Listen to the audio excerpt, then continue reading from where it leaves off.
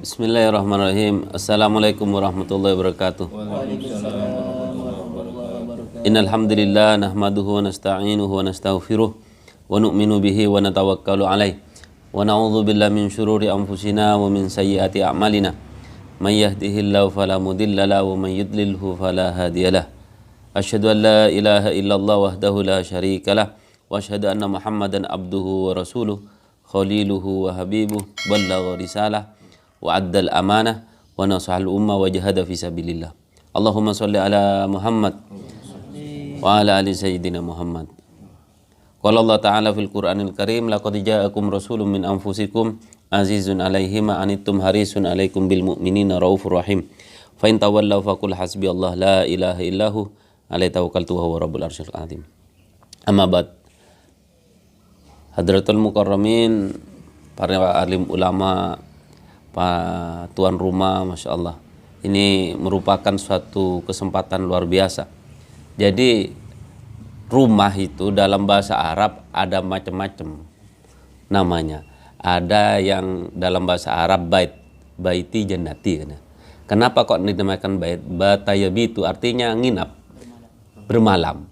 Jadi rumah yang dijadikan tempat nginap itu, kita tidur di sana, itu namanya bait.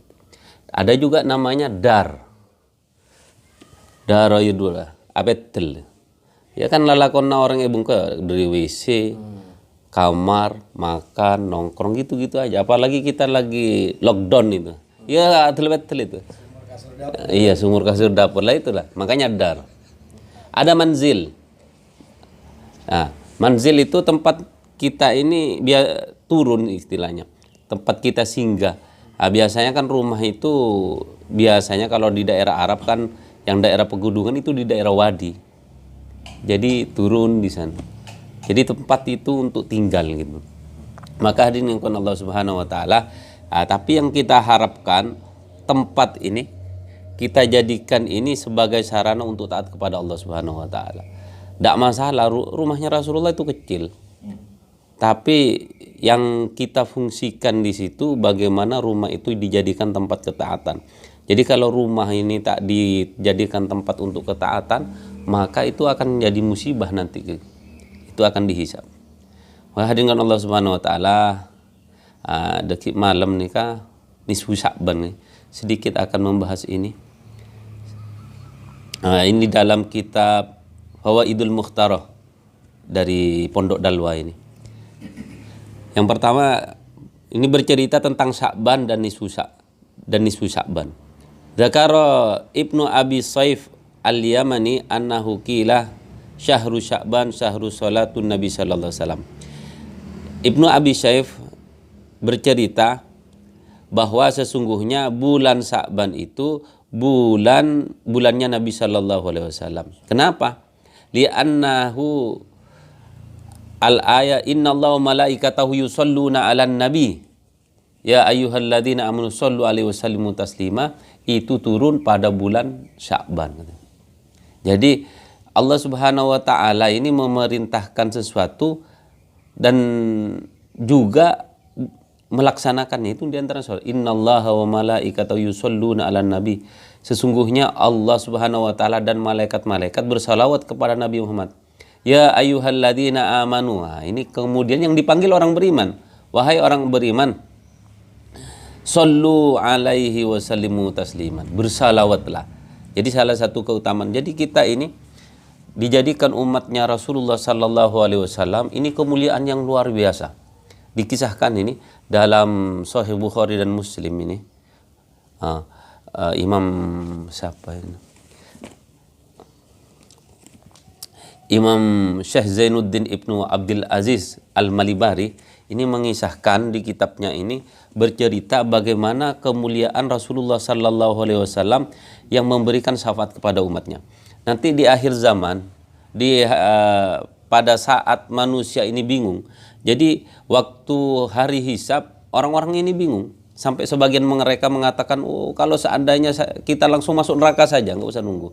Kita ini nunggu bingung, nggak ada kepastian. Nunggu apa saja, kayak nunggu mau bikin SIM, nunggu ini mau masuk rumah sakit, itu bingung. Lah orang di akhirat pun bingung. Setelah dikumpulkan di mahsyar itu bingung. Bagaimana? Mereka sampai mengatakan, oh kalau seandainya masuk neraka sudah selesai masalah. Dikiranya masuk neraka mati. Tapi enggak. Maka tatkala mereka bingung, Allah Subhanahu wa taala itu kumpulkan mereka itu di satu tempat yang luas. Fi sa'idin wahidin, di suatu tempat lapang yang luas. Yasma'uhum da'i yanfudu bihil basar wa yatnu syams. Dan matahari itu menjadi dekat. Lah, dalam hadis dikatakan jarak matahari itu mil, 1 mil. Jadi menurut ulama mil itu ada 2. Mil itu jarak berapa kilo? 1 mil itu, paham kan ya? Ada mil itu lekcol ke celak. Itu bahasa Arabnya mil juga. Jadi melekcol ke celak segini Pak Gun, di kepala. Maka orang itu bingung di saat itu. Fayablughun nas min gham wal karb. Maka waktu itu manusia dalam keadaan gham, gundah gulana, wal karb, dalam keadaan susah. Malayatikuna, tak mampu, wala yatahammaluna. Dan mereka ini sudah tak kuat lagi. Fayaqulu kusnu angka lagi. Fayaqulun nas ala tarona ma balagakum ala tanduru ila man yashfa'u lakum. Wahai manusia, kamu tak melihat kondisi kita. Sekarang kita cari orang yang bisa memberi syafaat kepada kita. Bagaimana kalau kita pergi ke bapak kita, Abuna Adam katanya. Nah, bapak kita itu Nabi Adam. Akhirnya mereka datang kepada Nabi Adam. Wa yaqulu anta abul bashar. Engkau ini bapak manusia. Khalaqallahu biyadih. Allah menciptakan engkau dengan tangannya. Wa nafakha fihi min ruhihi, dan meniupkan ruh kepadamu. Wa amarul malaikata, dan Allah memerintahkan malaikat untuk bersujud kepadamu. Isfa' lana ila rabbik, mintakan syafaat kami kepada Tuhanmu. Maka apa jawaban Nabi Adam? Katanya Nabi Adam, inna rabbi qad ghadaba al-yawma ghadaban la yaghdabu mithlahu qablahu wa la yaghdab mithlahu ba'dahu. Allah ini sekarang marah dengan kemarahan yang sangat besar sekali. Tak pernah marah sebelumnya seperti ini dan tak akan marah lagi setelah itu katanya. Maka katanya Nabi Adam, dulu saya itu dilarang untuk makan 1 buah. Maka saya ini bermaksiat kepada Allah. Maka saya ini malu sama Allah. Nafsi. Bi katibi hadin. Urus bi tibi kok lat. Sekarang saya punya dosa. Karena Allah waktu itu dalam keadaan marah, jadi takut Nabi Adam. Maka sarannya Nabi Adam, idhabu ila ghairi, idhabu ila Nuh. Pergilah kepada selainku, pergi kepada Nabi Nuh saja. Maka mereka datang kepada Nabi Nuh. Mereka bilang kepada Nabi Nuh, anta awwalur rasul ilal ard, engkau rasul yang pertama di bumi. Wa qad sammakallah abdan syakura, Allah memberikanmu julukan hamba yang bersyukur. Amataro ila manah nufihi, apakah engkau tak melihat keadaan kami sekarang? Katanya, isfa' lana ila rabbik, mintakan syafaat kepada Tuhan kami katanya. Maka inna rabbi, sama juga jawabannya seperti Nabi Adam. Inna rabbi qad ghadaba ghadban la yaghdabu qablahu mithlahu. Allah ini tak pernah marah seperti sekarang ini katanya. Dan kemarahan ini tak akan terulang lagi katanya. Innahu kanat li da'watun da'autu biha ala qaumi. Dulu Allah Subhanahu wa taala berikan kekuatan mantina doa. Saya dulu berdoa untuk kehancuran kaumku. Katanya di surnu, qala rabbil tadar alal kafirina dayyara innaka intadarhum tudillu ibadaka wa la yalidu illa fajirun kafar. Ya Allah, jangan kamu sisakan ini orang kafir. Patanoro api Allah. Carmat Nabi Nuh. Bayangkan 950 tahun Nabi Nuh itu dakwah. Ya Allah, habiskan mereka. Wala yalidu illa fajirun kafaro kan.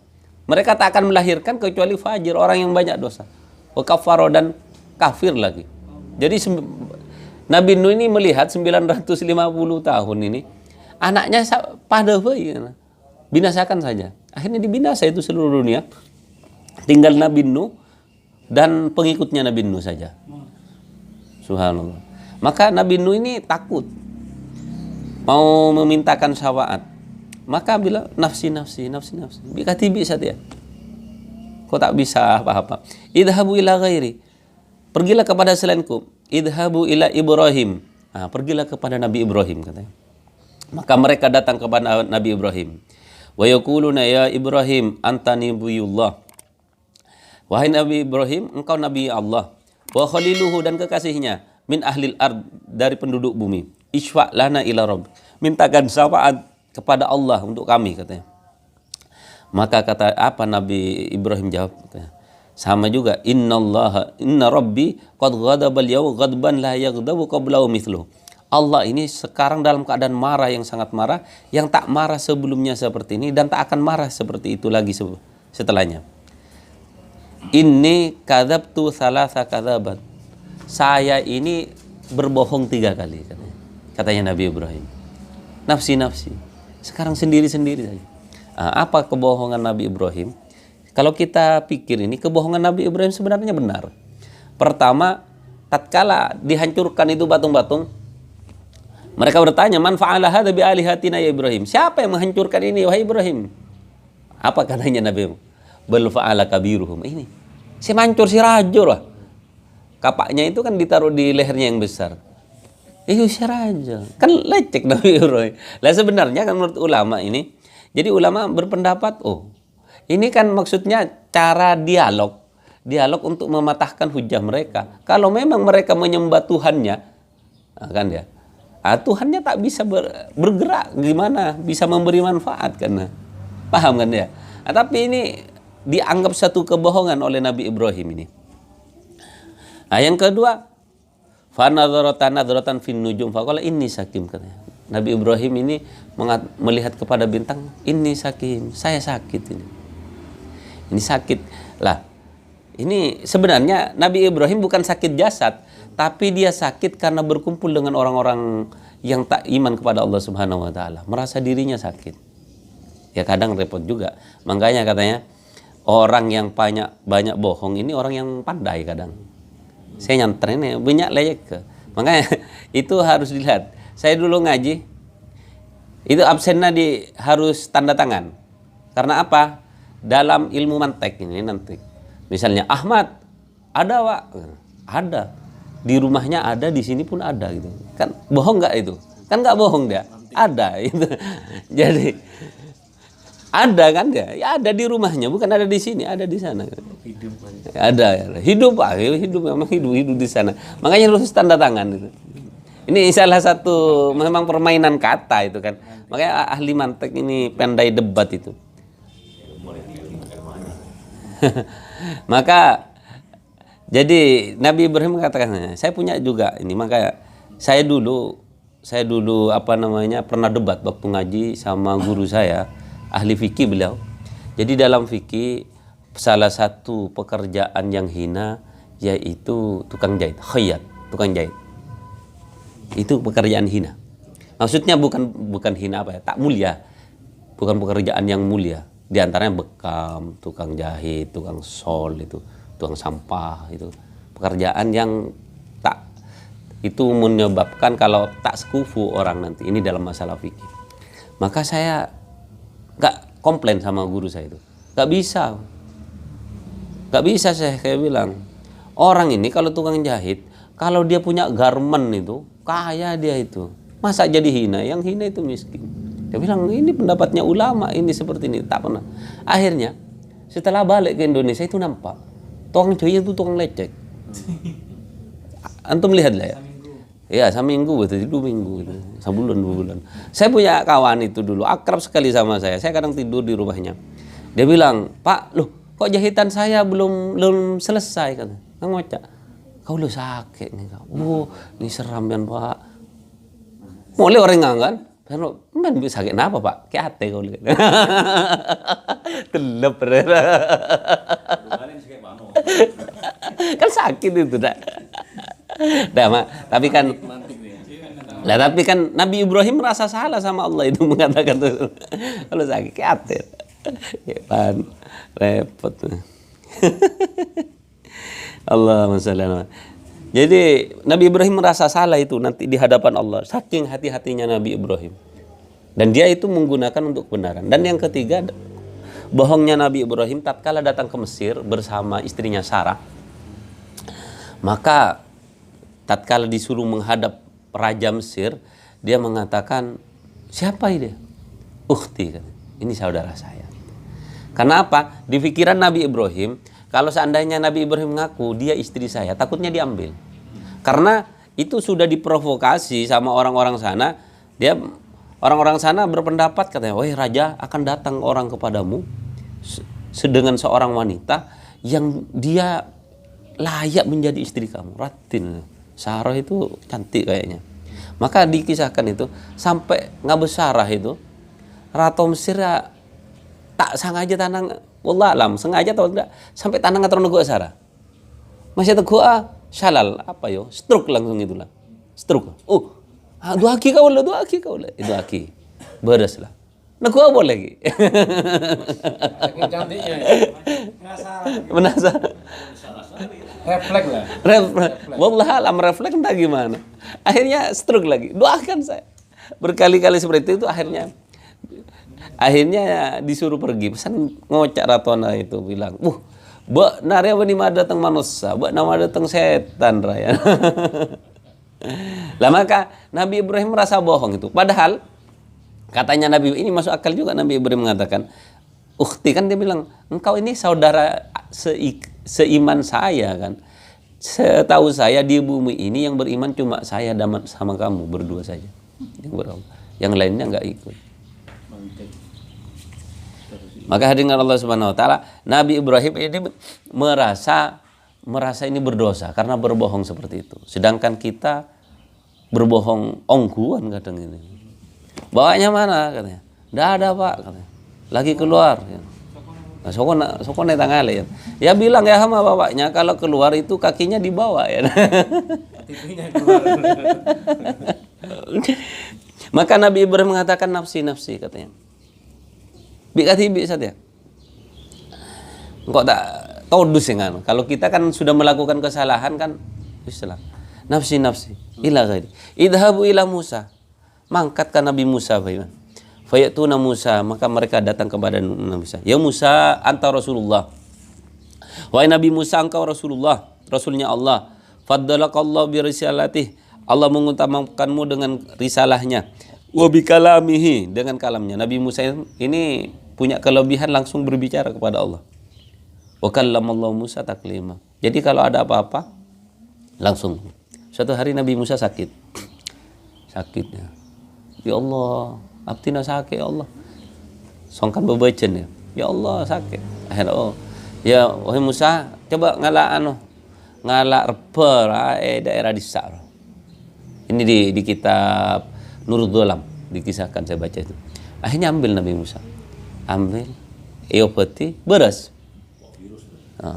Setelah itu Nabi Musa sakit lagi. Tak doa boleh nih, mangkat langsung Nabi Musa. Nabi Musa tak beres sakit. Ya Allah, ni sebelum nak kau datang pun ni kau beres, sama kan tak beres kan. Ya Musa coba naro minta kasih kok saya pertama. Saya mau beres sengkok ya. Benir per ya. Ya benar tak minta kasih kok lah kasih nama. Allah Subhanahu wa taala beri keutamaan. Maka setiap ada masalah Nabi Musa ngadu.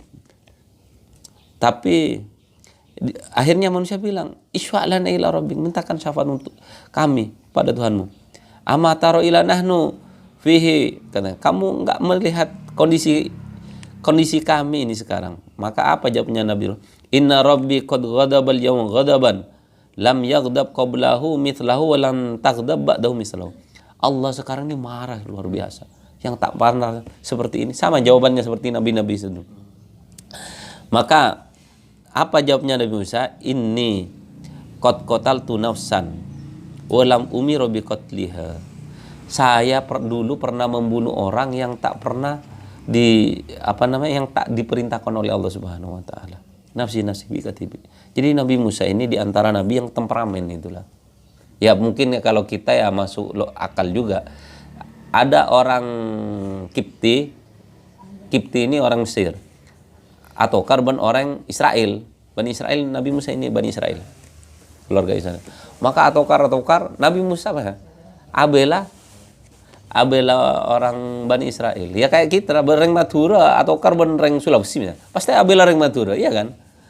Nabi Musa pukul dodona bok langsung meninggal. Ini kehebatan Nabi Musa.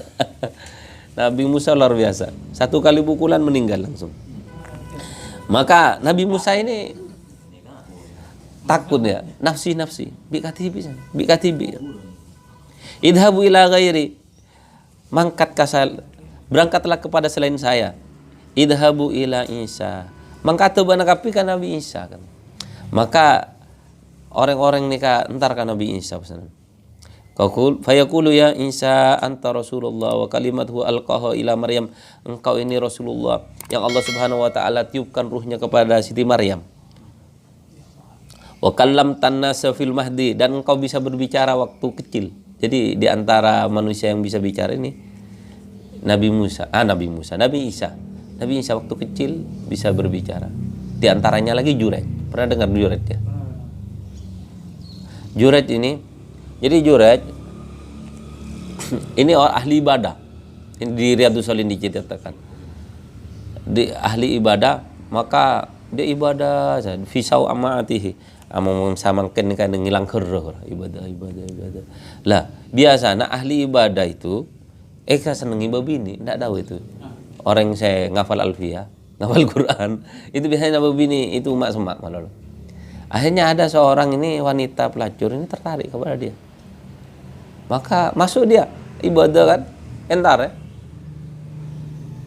Tanda juret, desak untur-untur, cuma semak kasih kok.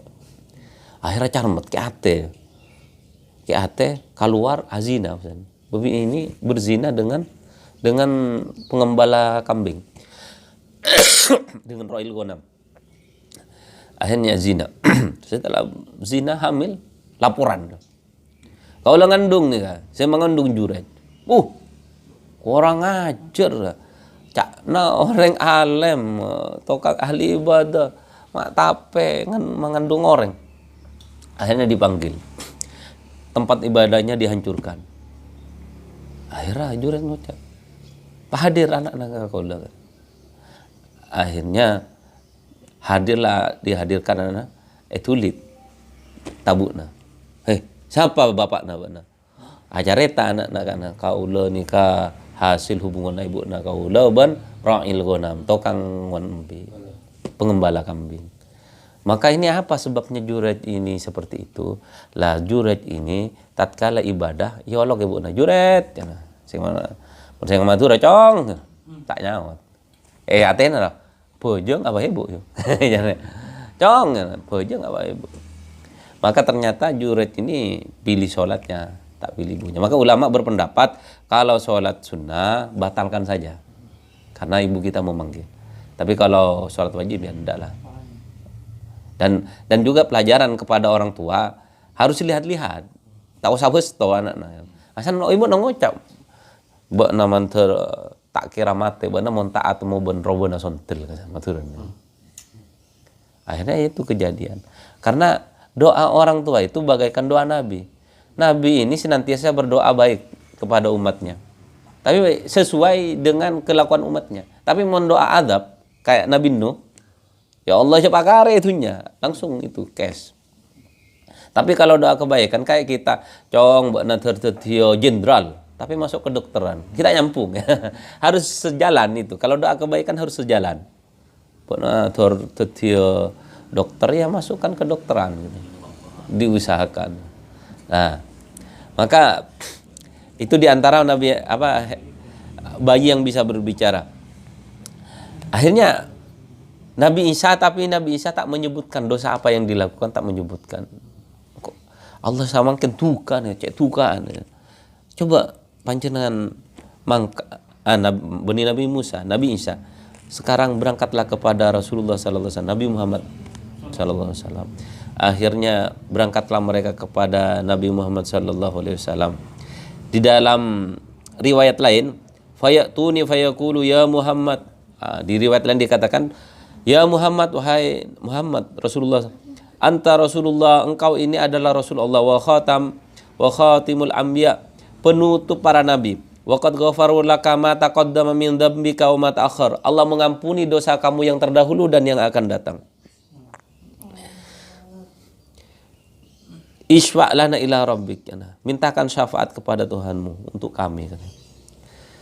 Ala tarona ila ma nahnu fihi. Apakah engkau tak melihat kondisi kami sekarang? Fantalaqa fa ata tahtal arsy. Maka Rasulullah sallallahu alaihi wasallam berangkat ini fa ata tahtal arsy. Maka sampai di bawah arsy ini Rasulullah sallallahu alaihi wasallam sujud. Langsung sujud. Sajidan li rabbi.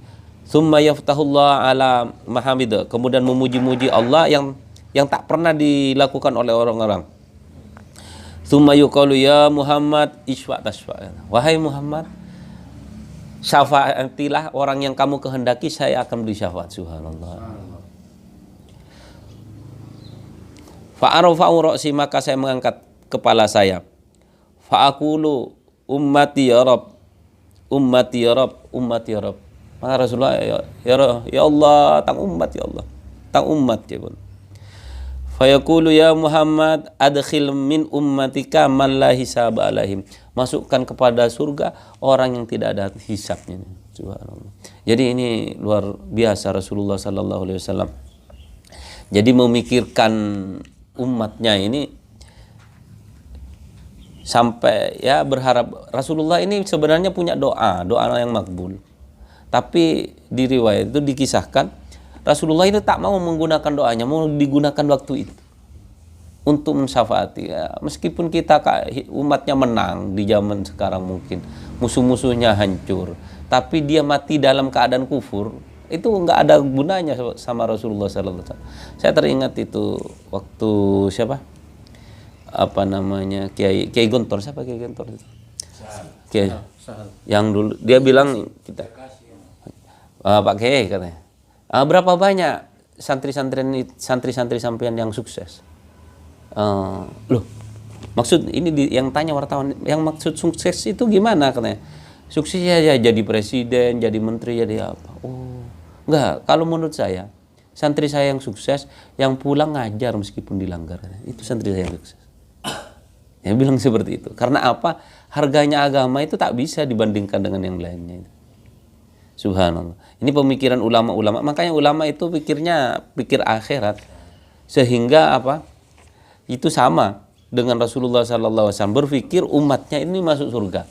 Beda sama kita ini kan. Hari-hari berumah PSC Atambo kan. Ya sebenarnya enggak apa-apa mikir untuk Atambo PSC tapi Tambo taat itu. Melanjutkan ini apa? Nisfu Sya'ban.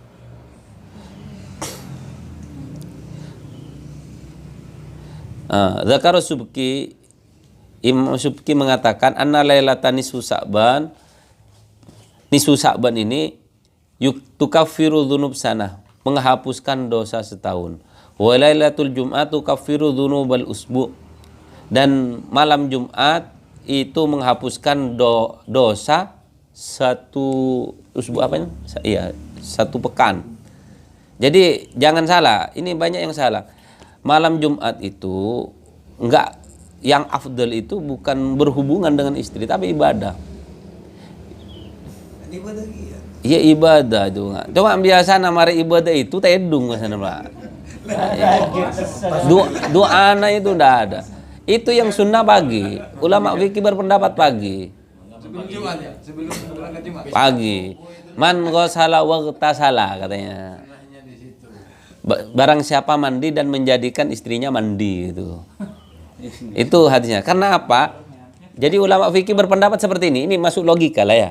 Kenapa kok pagi Jumat? Karena kalau seandainya Pak sudah berhubungan, pikiran plong itu tak mikir-mikir koler ke barat ke timur langsung ibadah itu.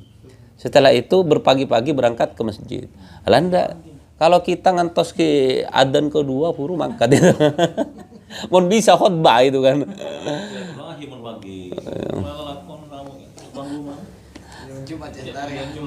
Ya iya. Enggak, kita ini kan. Nah, itu hadisnya enggak jelas. Saya belum jumpa. Saya kalau ada orang yang bilang seperti itu, saya mau tanya. dalam kitab apa ada keterangan seperti itu. Yang afdal itu pagi. Saya baca pendapatnya Imam Ghazali pagi juga itu. Jadi Jumat pagi, habis itu langsung ke masjid. Ini betul-betul. Kita ngantos khotib khotbah rokok gitu. Bila lah wara komat huru leccer mangkat masuk ke dalam.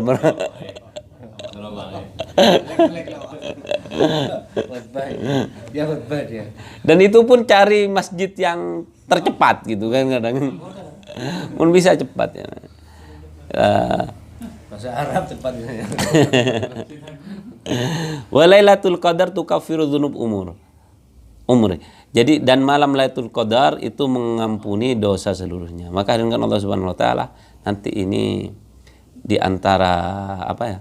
Keutamaannya itu. Oh, di sini ada lagi pendapat kita usahakan memperbanyak ibadah di 4 malam. Yang pertama awalul lailatul rajab. Malam awal Rajab. Nomor 2 Lailatanil Idaini. Dua hari raya, 2 malam hari raya. Itu di dalam hadis diriwayatkan itu akan Allah hidupkan hatinya di saat hati-hati mati. Salah satu fadilahnya menghidupkan 2 malam hari raya dengan ibadah. Ini ngecol mercon. Ini maksudnya menghidupkan dengan menghidupkan ibadah. Ini atangi nongkrong enggak, ini dengan ibadah. Wa lailatun nisfi minas Sya'ban. Yang keempat pasanan malam nisfu Sya'ban. Wallahu a'lam. Muka-muka abdi nasar ngajun satu aja. Daripada tiap orang si ontong tunya ya amin ya rabbal alamin. Apa? Jangan.